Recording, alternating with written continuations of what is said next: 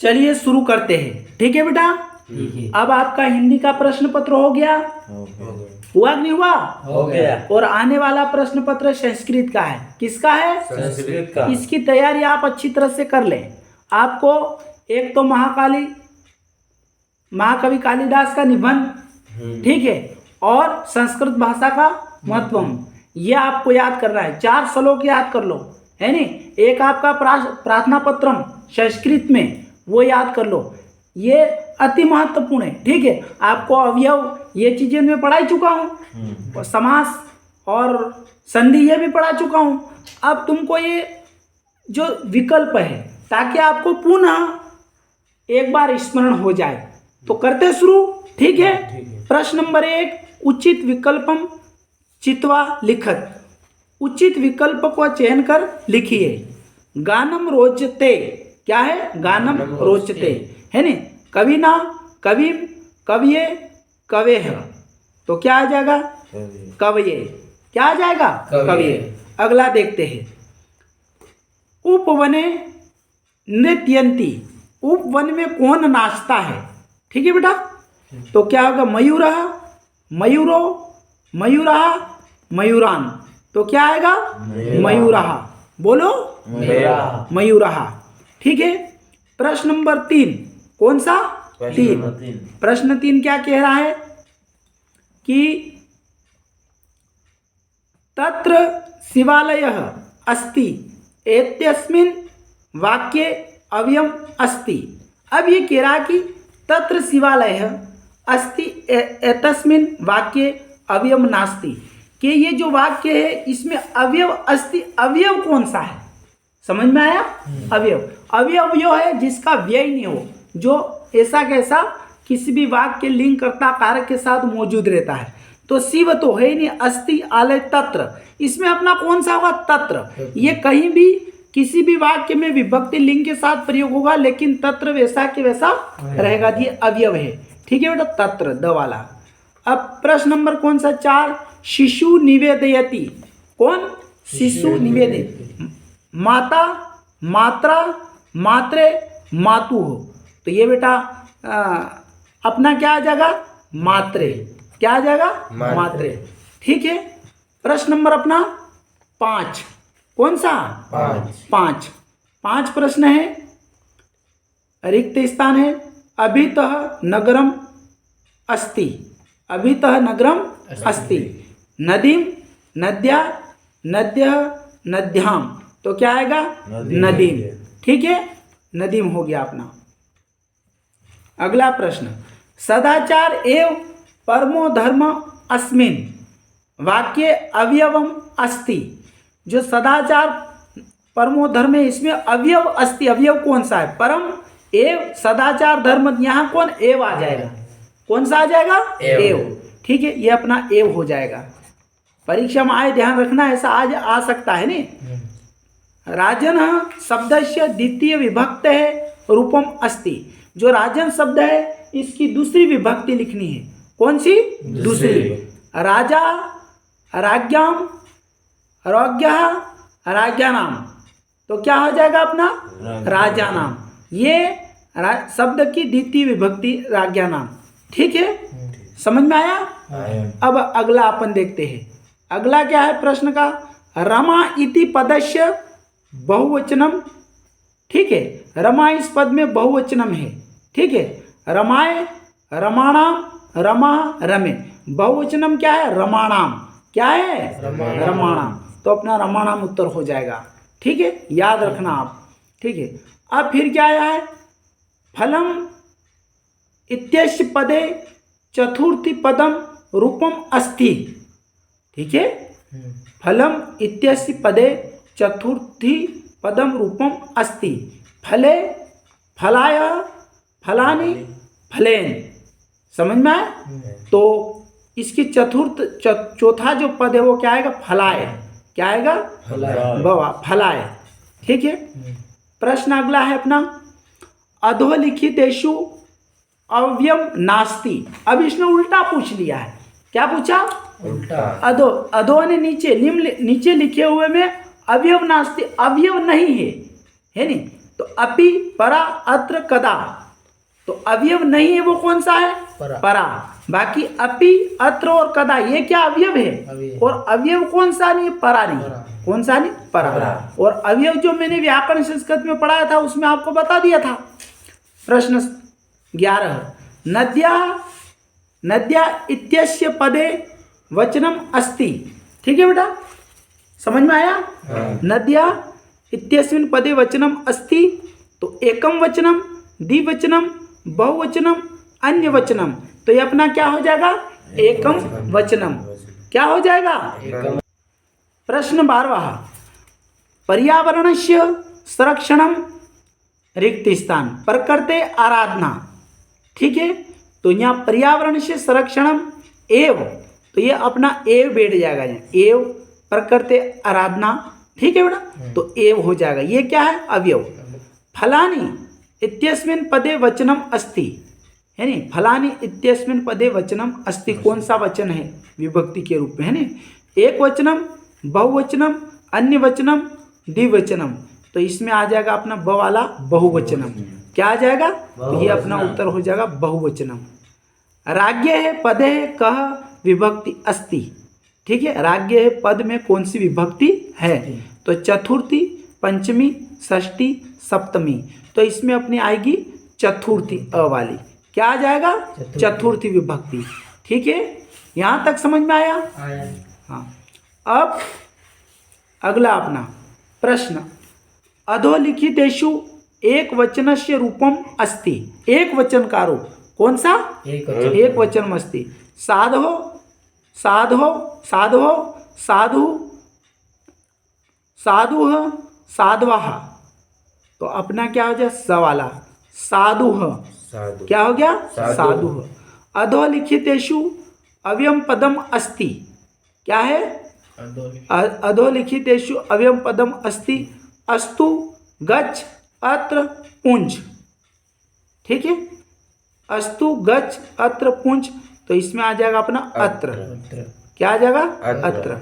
ठीक है, अब अगला अपना है, अगला है युष्मत् इत्यस्मिन् पदस्य बहुवचनस्य रूपम अस्ति। ठीक है, युष्मत् इत्यस्मिन् पदस्य बहुवचनस्य रूपम अस्ति। युष्मासु, युवयोः, युवाम, तव्या। तो यहाँ क्या आ गया? युष्मासु। क्या आ जाएगा? युष्मासु। समझ में आया कि नहीं आ रहा? प्रश्न 18, अहम अपि अपणम गच्छति, अहम अपि अपणम गच्छामि। वाक्य अव्यय लिखत। इसमें अवयव को लिखो, कौन सा अव्यय है? तो जो व्यय नहीं होता है, अपि, अहम, अपणाम, गच्छामि, ये अपि आ जाएगा। क्या आ जाएगा? ये अवयव है। ठीक है, ये अपना अपि हो गया। इसके बाद आ जाएगा महा, धन, औषधि, औषधि इत्यस्य संधि अस्ति। ठीक है ना, तो महौषधि, महौषधि, महेशधि। तो ये आ जाएगा अपना ब वाला महौषधि, महौषधि आएगा बेटा। कौन सा आएगा? महौषधि। महौषधि, द वाला महौषधि आएगा। क्या आएगा? महौषधि। महौषधि आएगा। क्या आएगा? महौषधि। ठीक है, पहला प्रश्न अपना आ जाएगा प्रश्न नंबर 20, नमस्ते इत्यस्मिन् पदे संधि अस्ति है। ये आगे भी बता चुका था मैं, नमस्ते में विसर्ग संधि होती है। कौन सी? विसर्ग संधि। तो गुण सवर संधि विसर्ग, तो विसर्ग संधि हो जाएगी। तो विसर्ग संधि। अब एक बात आपको यह है कि समास जब अपन पढ़ते हैं, क्या पढ़ते हैं? समास। ध्यान रखना, चाहे वो हिंदी में पढ़े चाहे संस्कृत में पढ़े, लेकिन समास लगभग आपको समझ में आ ही जाता है।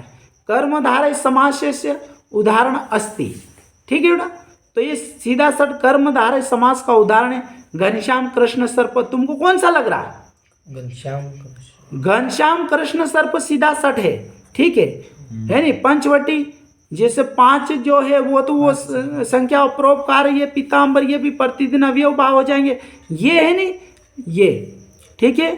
घनश्याम कृष्ण सर्प ये अपना आ जाए कर्मधारय समास। और ये तो तुमको स्पष्ट मालूम पड़ गया है नहीं? हरिहरो द्वंद्व द्वंद्व हो रहा है ये। हरिहरो इत्यस्य पदे समास अस्ति द्वंद्व, क्या आ जाएगा? द्वंद्व। ठीक है, द्वंद्व समास हो जाएगा ये। अवयवभाव द्विगु कर्मधारय नहीं, द्वंद्व हो जाएगा। ठीक है। हाँ। मनोरथ इत्यस्मिन् पदे संधि अस्ति, गुण स्वर संधि, व्यंजन संधि, विसर्ग संधि। स्पष्ट है कि विसर्ग संधि होगा मनोरथ में। कौन सा होगा? विसर्ग संधि। ठीक है। फिर अगला है दीन दानम इत्यस्मिन् पदे समास अस्ति। ठीक है, तो ये दीन दानम चतुर्थी तत्पुरुष हो जाएगा। कौन सा? चतुर्थी। अगर वहां चतुर्थी नहीं लिखे, सिर्फ तत्पुरुष है, तो वो तत्पुरुष लगा देंगे। ठीक है, समझ में आया? हाँ। अब अगला प्रश्न अपना क्या है? नेमी नेस्यसि नेस्यसि इत्यस्मिन् पदे वचनम अस्ति, है नी? तो क्या हो जाएगा ये? एक वचनम, द्विवचनम, बहुवचनम, कोपी, है नी? तो ये अपना एक वचनम हो जाएगा। क्या हो जाएगा? एक वचनम। ठीक है। वर्तते इत्यस्मिन् पदे धातु अस्ति।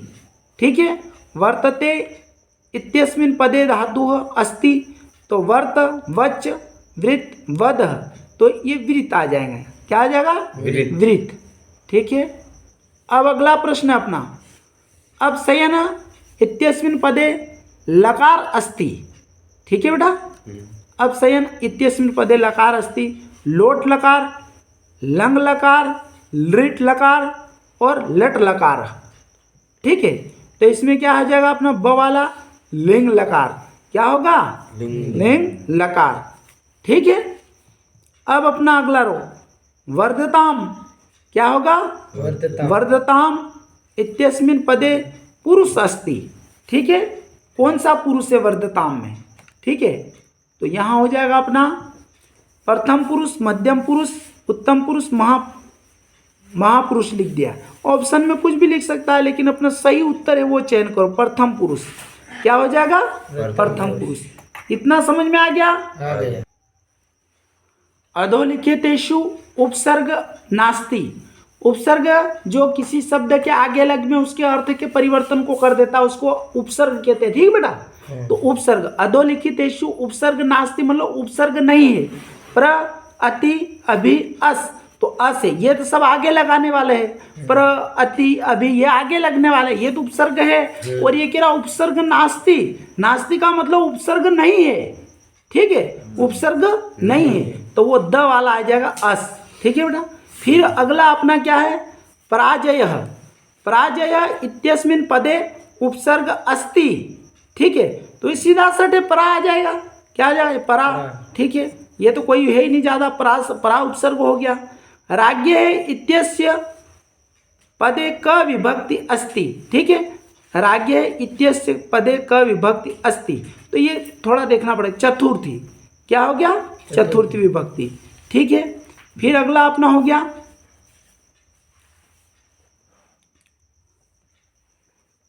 नद्या इत्यस्मिन् पदे वचनम अस्ति। क्या है? नद्या इत्यस्मिन् पदे वचनम अस्ति। एक वचनम, द्विवचनम, बहुवचनम, अन्य वचनम। ठीक बेटा? अन्य वचनम जैसी कोई चीज़ नहीं होती बेटा। एक वचन, द्विवचन, बहुवचन होते हैं संस्कृत में, पर यह आपको भ्रमित करने के लिए ऐसा कर देता है।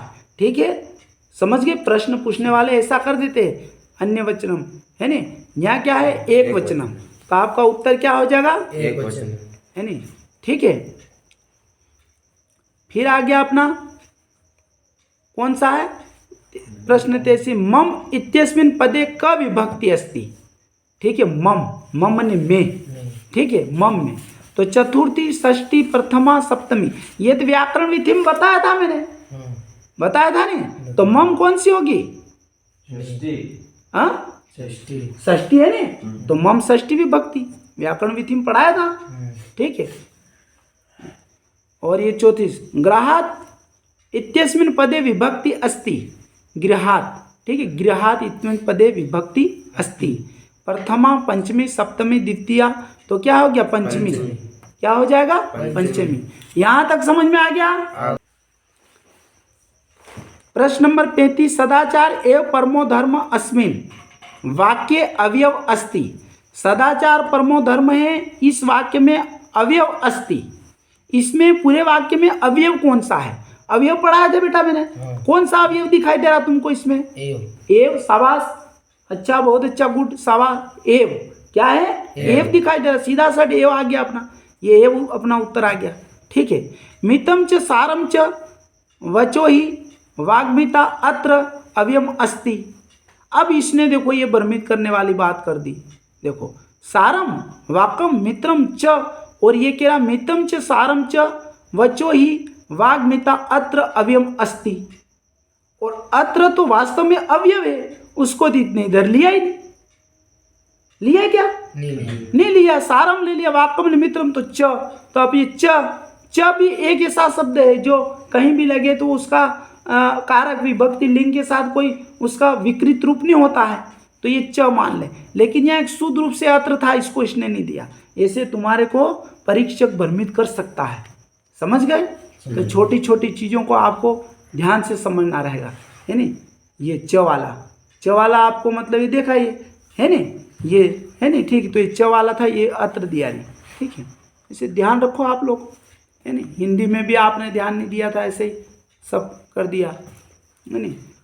प्रश्न 37, कवि शब्दस्य द्वितीय विभक्ते रूपम अस्ति। ठीक है, कवि शब्दस्य द्वितीय विभक्ते रूपम अस्ति। ठीक है, तो क्या आ जाए? कवि, कविम, कविना, कवे है।